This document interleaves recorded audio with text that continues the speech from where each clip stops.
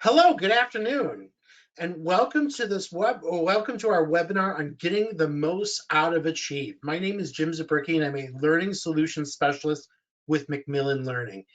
Before we jump into a crash course on learning how to use Achieve, just some simple cleanup.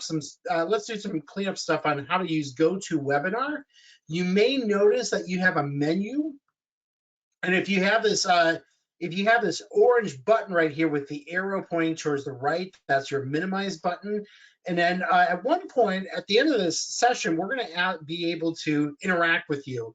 You can ask us questions. So if you go into the questions tab, you'll be able to type in your questions. Okay. And at any point, if you happen to minimize, if let's say the screen is not showing the webinar, keep in mind that all you have to do is go to the bottom of your menu bar, and you should be able to click on that, and it should pop everything out. So that being said, let's get started. So like I said, I'm with Macmillan Learning, but I've also taught online, both and face-to-face classes, both at the university and both at the community college level.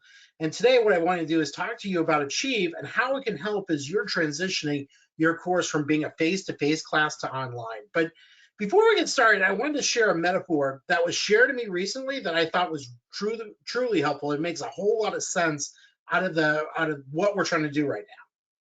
I don't know if you're like me, but I am a terrible flyer. I know flying is safe. I know the aerodynamics behind flying, and I usually do a Google check to see where the turbulence is wherever I'm flying to. But I just get so much anxiety every time I fly because I hate turbulence. I hate the bumps. No matter how many times I hear the phrase, it's like the bumps on the road. It doesn't reassure me because the chances that a sinkhole is going to open up and my car falls in is slim to none. But I have noticed that my anxiety goes down a lot when the pilot comes on the intercom in advance and says, hey, it's going to be a little bit bumpy, but what we're going to do is climb out of this and try to find some smoother air. I'm sure the pilot hates turbulence as much as I do, but by the pilot saying that, it truly makes me feel like there was an expectation being set and that we're all in this together, and that I can mentally prepare myself for that road ahead. And that's how I feel about the daunting task that you and me have with our students this semester as we move our face-to-face classes to a fully online experience. Now, there's no way around this being different. And the pathway to the end of the quarter of the semester is going to be pretty bumpy. But if the proper expectations are set, we will all get through this together. And you can think of Macmillan as your flight crew. We're here to help, and we're here for your safety. But unfortunately, because this webinar is a short call, like think of it as a puddle jumper, we won't be serving refreshments. That's all on you guys. So that being said, let's take a look at our flight plan for today. So for today's call, what we're planning on doing is mainly 5 big things. We want to talk about, my mouse is super sensitive today. We want to talk about basic Achieve functionality. What do you absolutely need to know in order to use the system right now? Okay. Once we get to our cruising altitude, what I want to do is talk to you about 2 assignments that are right out of the box that you can assign to students today and get them into the system and get them using the system. Okay, so I'll talk about our 2 assignments. They're called Learning Curve and then Summative Quizzes. So you can use these as you like. When we started our initial descent, what I want to do is talk about how do you make a quiz or an exam inside the Achieve system. And then as we prepare for landing, I'm going to point out some things to check out while you're going through while you're making your course, and some things to think about as you're setting up your course. And then finally, when we hit touchdown, what I want to do is talk to you about how to find some additional help, and then also leave it for you to ask questions. So if you need any questions, or you have anything that pops up during today's call, don't worry. There's going to be a time where we're going to go over those together. So that being said, let's dive in. Let's get right into Achieve. Okay, so here I am. So I created a course for this webinar, and I've entered that course for the very first time. Now, before we do anything, I do want to point out that you have a series of tabs over here on the left-hand side of the screen. So the most important tabs right now are the My Course tab, and this is where your students are going to do the majority of their work. And that's also where your course is going to be set up. You have the Browse tab. So if you're looking for any resources for your textbook or your platform, this is where you're going to go. The Gradebook, that one's self-explanatory. That's where your grades are going to be kept. And like I said, we're going to go through a little bit. We'll talk about the gradebook. We'll also talk about reports down below, but you also have access to the ebook. So depending on the course that you're using, your ebook will also be present. So let's get started.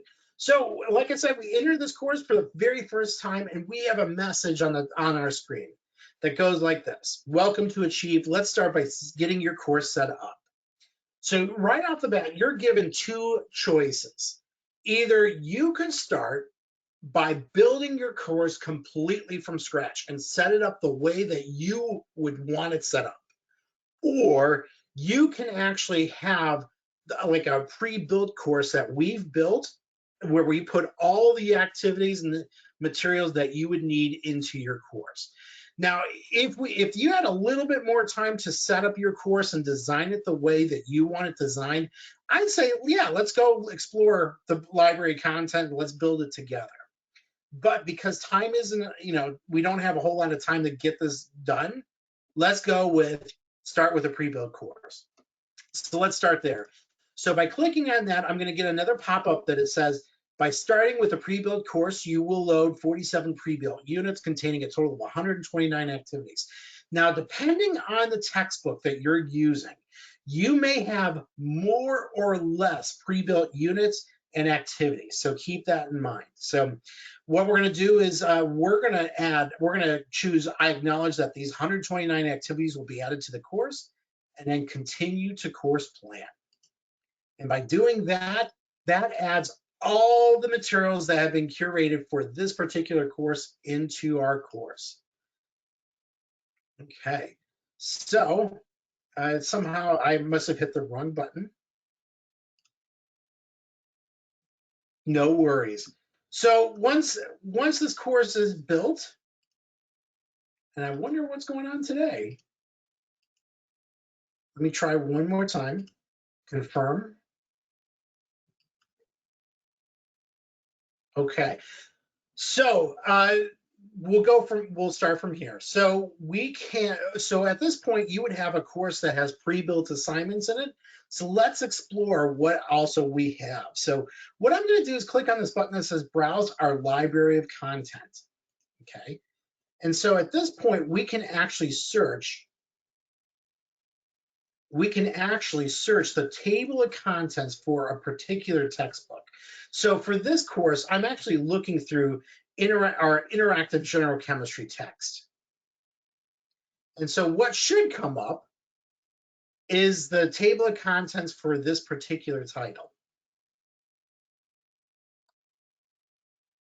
Okay, so what I'm going to do is while this is trying to load, what I'm also going to do, let's go into a course that I know is already prepared. Ooh, it's having me sign in. Please excuse me for 1 second.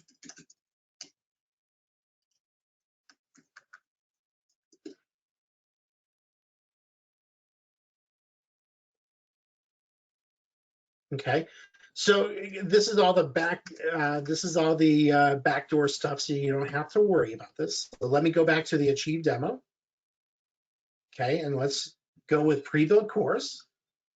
All right, yay, now we're good. Now we're cooking with gas. All right, so this is the course, this is the screen that your students would see once you're into the system, okay? So here is the assignments tab, and so this shows the students, this is what assignments are due in the next 7 days. Now, because we don't have any assignments made yet, we gotta do that. And so the way we're gonna do that is to go over to the course plan tab. So if I click on this, now here are all the folders that have been pre-built, and then inside each folder, you're going to have a variety of activities. So what I did was open the Chapter 6 folder on thermochemistry, which for first semester general chemistry, this tends to be one of the tougher chapters. And inside this folder, you'll have access to an assignment called Learning Curve, and then you're also going to have a homework assignment. We also have some in-class activities, and we can also search the browse area, and I'll show you that in a little bit, if you want to add some more stuff to your folders. Okay, but what I want to do is take you inside Learning Curve. We'll talk about Learning Curve first, and then we're going to talk about your homework assignment. Okay, so let's go inside Learning Curve. Now, Learning Curve may be particularly helpful right now for a few reasons. Learning Curve is a formative quizzing activity where questions are tagged to the different parts of a chapter, and students need to work their way through to hit the target activity score. So think of it like completing the level in a video game, but you're reading the chapter in a textbook. So what I'm going to do is let's click on this button at the upper right-hand corner that says Preview as a student. So let's see what the student side looks like. Okay, and then what I'm also going to do is click on Begin Activity. And so here's our question. The quantity of heat needed to raise the temperature of 1 mole of a substance by 1 degree is called the blank. Now, before we start clicking on anything, I do want to point out that the question value is set at 15 points. And so if I answer this question correctly right now, I would get 15 points towards my total score of 450 points. But if I get this question incorrect, and so I got it incorrect to get a little bit of feedback, but you'll notice that now the question value is worth 5 points. So if I got it correct on the second try, I would get 5 points towards that 450. And then if I got it incorrect again, I could get 2 points by getting it correct in the third try. Now, here's the cool thing, though. I never lose points. So I can just earn less points towards that target activity score. So in that sense, it's always a formative step forward. Now, albeit it may be a small step, but it's still a step forward. Okay, now that being said, let's say I take a look at this question and go, I have absolutely no clue on how this works. Okay, now one thing that students can do is actually go down to the bottom of the screen and click on this button that says read the ebook page on this topic. So the main strategy that the system is going to use is to nudge students towards reading the actual ebook. Now, students aren't penalized for reading the ebook. And in fact, you may have seen published research that shows that students' retention is up to 3 times higher when they're reading with a question in mind. So after finding the answer, they can go back to this question and try to answer it for the full amount of points, or in this case, for 5 points. Now, students like Learning Curve because as long as they don't give up, they can work their way through it. And the system is adapted with the questions tagged by different sections and difficulty levels, so that students cannot rely on knowledge from only one part of the chapter to carry them through the entire assignment. The system will eventually start pushing them along, so that way they are exposed to the entire chapter and not just one section. So as students keep going through this activity, one thing that students do is actually they get an individualized study plan based on what they know or don't know. So what I'm going to do is click on that button that says back to study plan. Okay. And if at this point, another reason that students like Learning Curve is that it gives them an individualized study plan based on what they know or don't know. So it's going to actually direct them to things that they're weaker in and show them any additional sources or videos, animations, simulations, something, whatever is in our library that could help that student overcome their deficiency, it will be listed here. So that way they may get that help that they need. So that's why Learning Curve tends to be very popular with students. So what I'm going to do now is end this. Let's go end the preview. Let's go back to the instructor screen and talk about this a little bit more. Now, there's a few reasons, especially now, that you might find assigning Learning Curve to be helpful. First, students who complete Learning Curve activities tend to show up to the lecture better prepared to engage, whether that's a face-to-face lecture or if this is a virtual lecture, or even if you deliver it, you make your own videos, so you're doing everything asynchronously. Another helpful thing is that Learning Curve will help you take the temperature of your classroom, even though you don't have your normal classroom. Now, one more thing I want to show you there's a button down here on the lower left-hand side that says Show Sample Students. So what I'm going to do is populate this course with some sample students so we can see what the reporting would look like. So on the right-hand side, what you're looking at, this is your reporting. So you can see how your class is doing as an aggregate, or we can actually pick on an individual student like Marie Curie here, and we can see in her individual work yourself. So knowing how they did broken down by section is going to be really helpful, especially when students are emailing you or if you are holding virtual office hours. So that being said, learning curve is going to be your most thorough and easiest to assign out of the box activity in Achieve. Okay, again, the goal of learning curve is to get students to read and get them into the textbook and comprehend what they're reading. So this is our formative assessment. It's getting students to that point where they're building the foundation for that chapter. So that's learning curve. Okay, so every chapter is going to have at least one learning curve activity. The other thing to take a look at inside of Achieve is that you're also going to have a homework assignment or a summative quiz. So let's take a look at what that looks like. So what I'm going to do is click on the Chapter 6 homework. Okay. And by the way, everything is in HTML5, so you don't have to worry about Flash. So here is the homework screen from the instructor point of view. The biggest column over here, the one that has no label, is the title and description column. This is going to give you a really good sense of the question before you see the question yourself. So if I go down to line number 3 right here, so the title and description reads, predict sign of W, and it says use the coefficients of a reaction to predict the sign of delta N and then the sign of W. Okay, now here's where it gets really cool. If I go one column over to the right, I get to see the level of Bloom's taxonomy that this question falls into. So this is going to be a level 2 understanding question. And if I go 2 columns over to the right now, if I go over to question type, I actually see how students are going to answer this question. So before I even see the question myself, I have a really good sense of what this question is going to be asking and the method that the question is going to be asked. Now, if I really want to see this question, what I'm going to do is go over to back to the title and description column, okay? And I'm going to go one column over to the left this time where I have a clickable image. And what I'm going to do is click on that image of the question. So because we're in instructor mode, we get to see the question and the solution. Okay, so here's our question and solution. Now, every question in Achieve, every homework question is going to have 3 things in common with each other. And to show you that, what I'm going to do is click on this toggle switch over here in the upper right-hand corner that says Show Feedback. Okay, and by doing that, here's the first thing that each question will have in common with each other. Each question will have a detailed solution.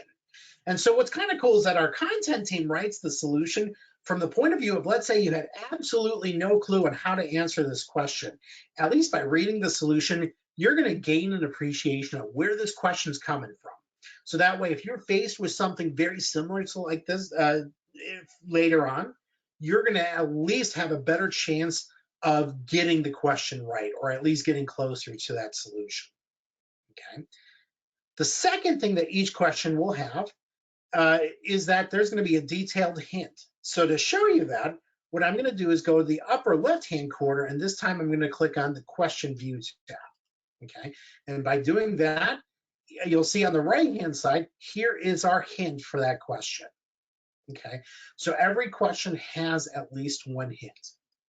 Now, what's really cool is that some systems will actually have like give you maybe a couple bonus points if you don't open the hint, or let's say you do open the hint and there's a question in the hint, you might get the question wrong, so you lose some of the points towards your, the overall score. We make it things very easy.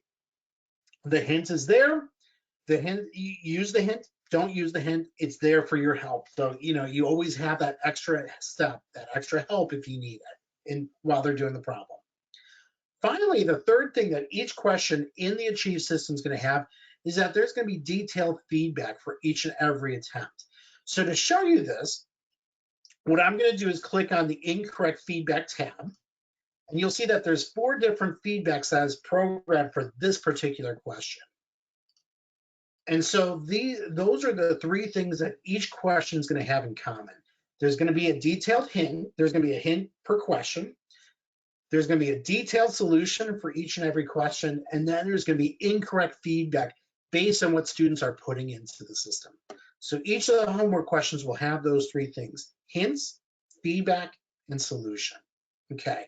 So the next question that I would have, if I was looking at this for the first time, where are these questions coming from? And so to answer your question, where is it, what are these questions coming from? We have to go to the question bank. So at the top center of the screen, you'll see that we're on the assessment tab right now, and it's telling us a number 35. That's how many questions are in this assignment.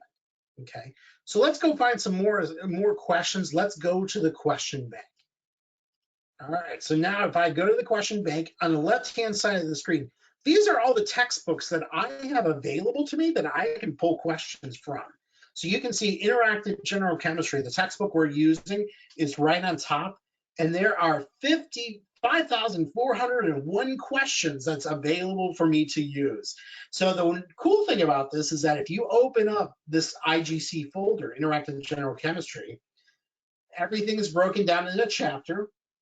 And so we're working from chapter 6, where there's 216 questions.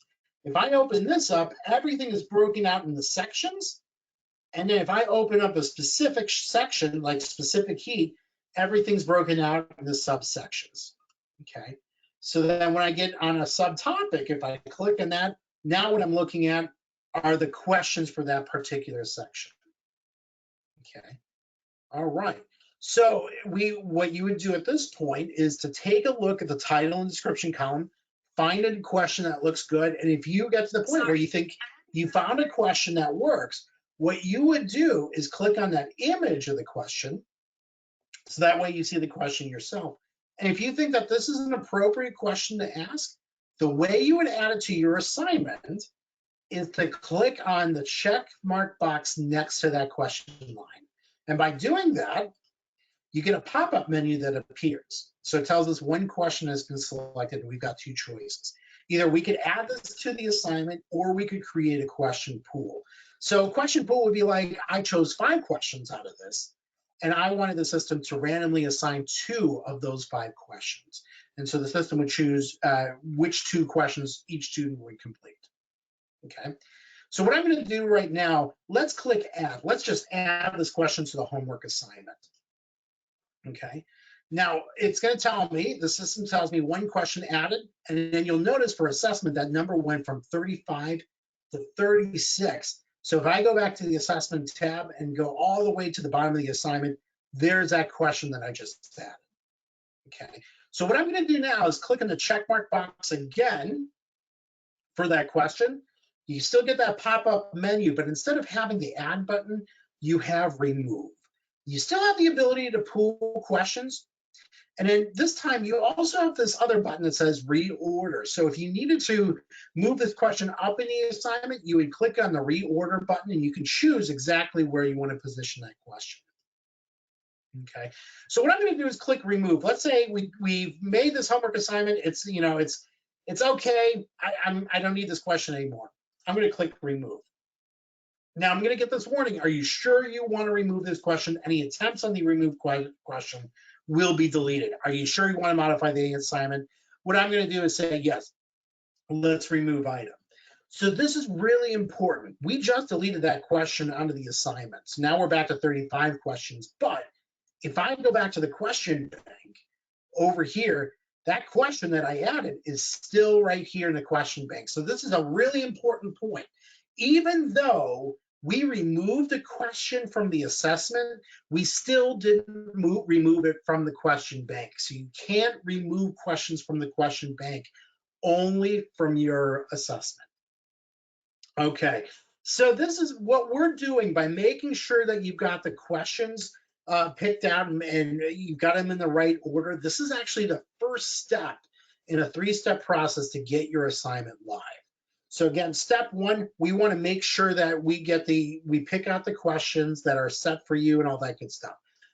Now, keep in mind that these assignments, these questions, these homework assignments, these are already populated for you. These are already curated. So what I would recommend, strongly recommend, since you got to get these assignments out as quickly as possible, is to use the assignment that's generated for you. Use that as a scaffold to help you construct the homework assignment that you'd want. Okay. So once you pick out the questions and you've got them in the order that you want the questions to be in, the second step is to pick out the grading policies. Okay. So what I'm going to do up here in the upper right-hand corner of your assessment screen, you're going to have a white box that says grading settings. So what I'm going to do is click on that box, and that takes us to our settings area. So by default, all the homework assignments are going to be using the standard homework policy, which means that students have unlimited attempts. They have a 5% penalty per wrong attempt. Students see the solution upon question completion, and then they get to see resources like the ebook, hints, data sets, simulations, stuff like that. Now, if you don't like this particular policy or you want to customize it, not a problem. You can actually go down here to custom templates and actually create your own brand new policy. You would give it a special name and then choose the settings that you want for your homework assignment. Especially choose when you want the solutions to be given to students, upon the question completion or upon the due date. Okay. Now, a couple things to point out on the screen. And you'll notice that when you're creating your own policy, you do have a setting for a quiz policy. Okay, so you can create your own testing policy. Now we do, besides the general homework policy, we do have a test quiz policy. Oops, I went too fast on that. We do have a test quiz policy. So if you are constructing a test or an exam inside Achieve, we do have a policy that's already set for you. Okay.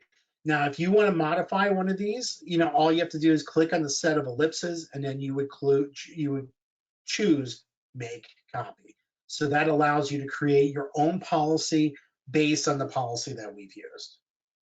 So this is actually your second step. You want to choose the grading policy and get it set up to the point where you're happy with that grading policy. Now, what's kind of nice is that once you choose your grading policy and you save it, you actually can store these for a very long time. So what you're looking at, these are actually two grading policies that I've used, that I'm using in different courses. So actually, both of these I'm using this semester for my general chemistry course. So once you create a custom policy, these stay with you for pretty much the length of your account. All right. So once you got your grading policy, the last thing you do is assign the activity. Okay. So the way that we're going to do that is to go into the upper right-hand corner, and you have this box that says assign activity. I'm going to click on that. And so right off the bat, we're taken to the assign policy, or the assign homework area. So the first thing we want to look at is the student access. We have three choices: assign to students, available to students but don't assign it, assign to students, or make private and hidden from students. So by default, it's private. But what we want to do is assign it to students. Okay. And so if we click assign to students, we can choose to assign it to everyone. We can choose the due date and due time. We can also choose how we want to make this homework, how to make this assignment visible. So usually I let it sit on make visible to students for the entirety of the course. Okay. Also, you get to choose the number of points per for this assignment. Now, you do have this box down below that says create student exception.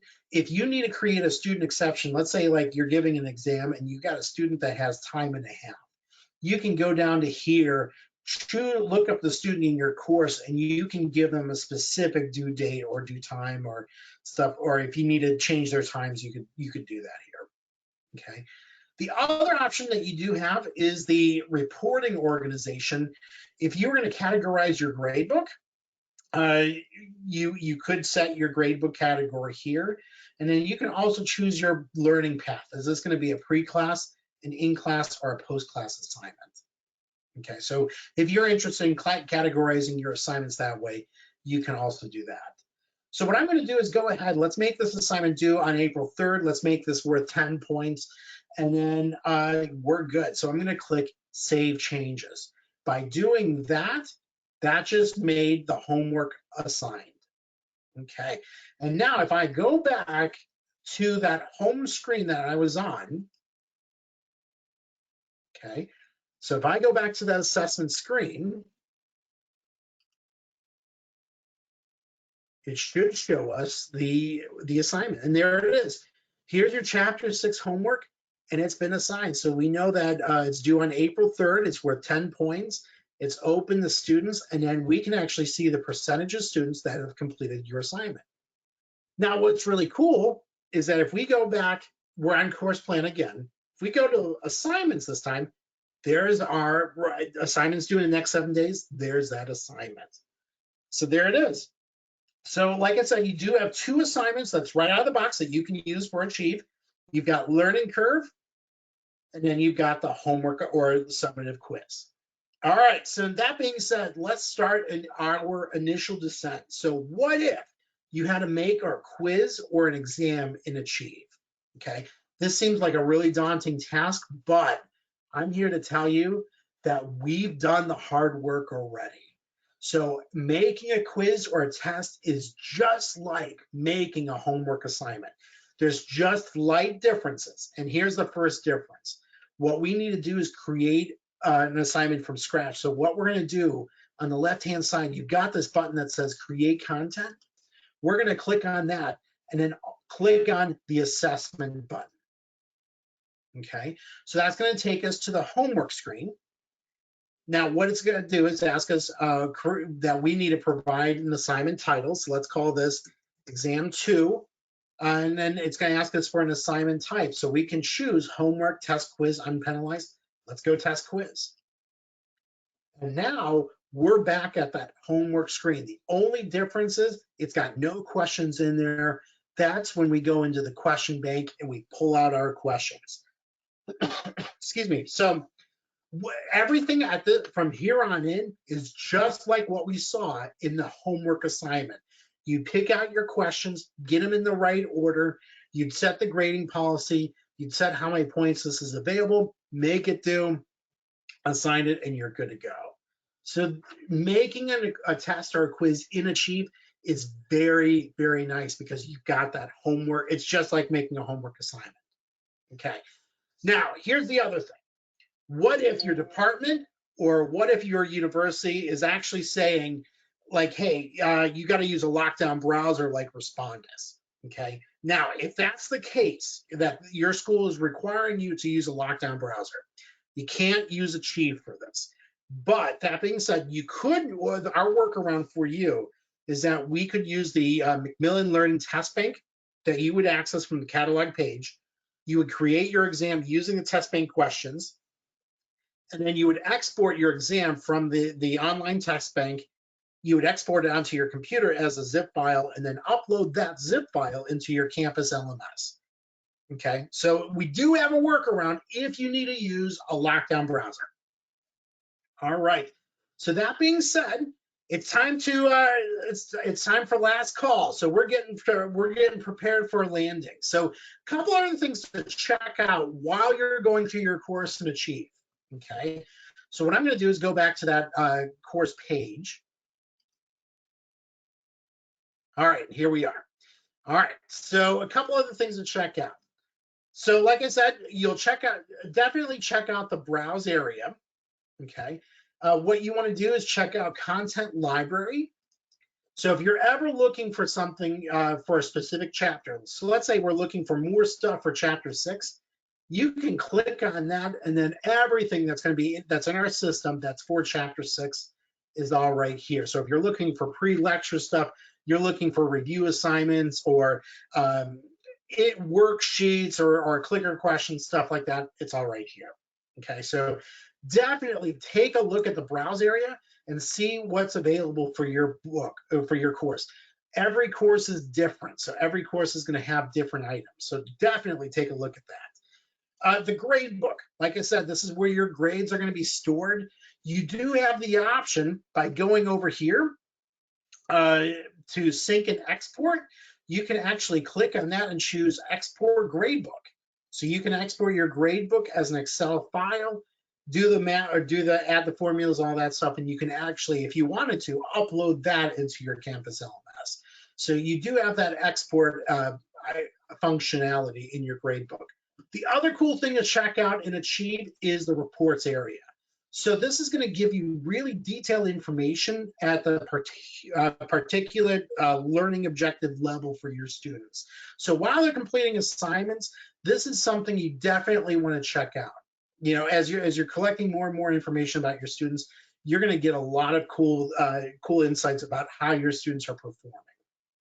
Okay, so that being said, let's talk about our next plans. So all right, so we touched down.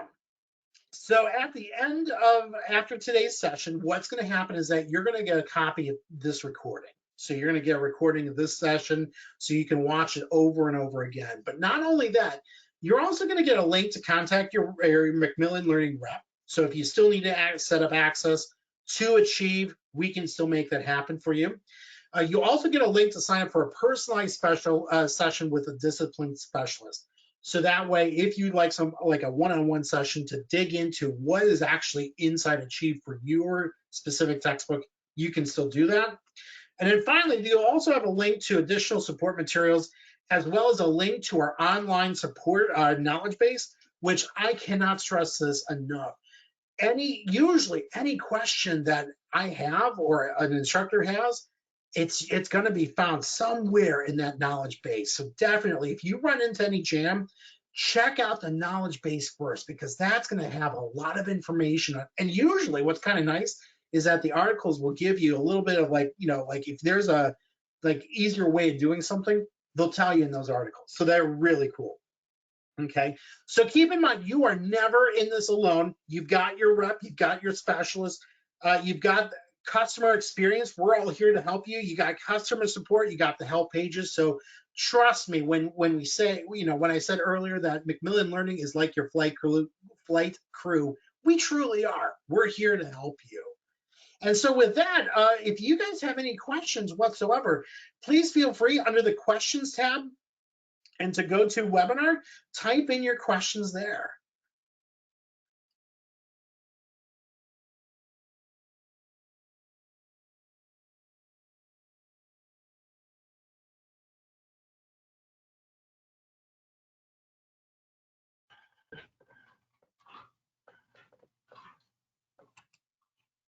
So no questions, Jim. We're going to go ahead and end this and thank everyone for coming.